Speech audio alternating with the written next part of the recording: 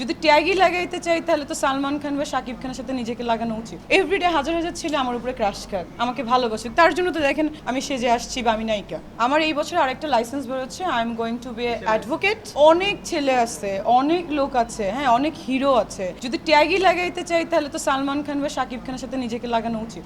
নিশ্চয়ই কোনো ফালতু লোকজন বা ফ্রেন্ড সার্কেল এদেরকে নিয়ে আমার ট্যাগ লাগুক আমি চাই না, এজন্য আমি নাম বলতেই চাই না। যারা ট্যাগ লাগাতে চাচ্ছে বা যারা রিউমার ছড়াচ্ছে তারা চাচ্ছে আমাকে নিয়ে নিজেরা ভাইরাল হইতে, সো তাদের নামও আমি বলতে চাই না, আই এম নট ইন্টারেস্টেড। তারা যদি বলতে চায় তখন দেখা যাবে, কারণ কিছু কিছু মানুষের অভ্যাসই আছে মানুষের হাজবেন্ডদেরকে বিয়ে করে টাকা ইনকাম করা, এটা আমি দেখেছি। আমার ভাই এরকম কোনো ইচ্ছাই নেই লাইফে। যার যার হাজবেন্ড তার তার, যদি আবার একটা প্রশ্ন, যদি সেই ওয়াইফদেরকে ডিভোর্স দিয়ে আসতে চায় that is the different thing, but কিছু কিছু মানুষের প্রবলেমই আছে মানুষের হাজবেন্ডকে বিয়ে করে ব্ল্যাকমেলিং করা, তারাই হয়তো বা রিউমার ছড়াচ্ছে, আমার কিচ্ছু যায় আসে না। আমি ডিভোর্স দিয়ে আসার কথা, আমি যদি তাকে ভালোবাসি that is the different thing, আমার ভালোবাসতে হবে আগে। কারণ আমি মনে করেন ভালোই বাসি না, আমার আশপাশে মনে করেন ঘুরতেছে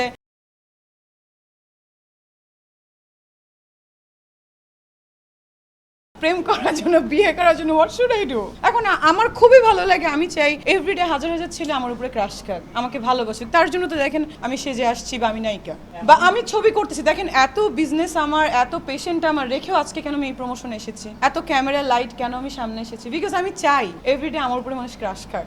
অবশ্যই সেটা তো ডিফারেন্ট ইস্যু, আমি তো বলেছি আগে ডিভোর্স দিয়ে আসতে হবে, বিকজ ওই ঝামেলা আমি নিতে পারবো না, দুঃখিত। He is my classmate, please. এই যে দেখেন এরকম হাজার হাজার রিউমার।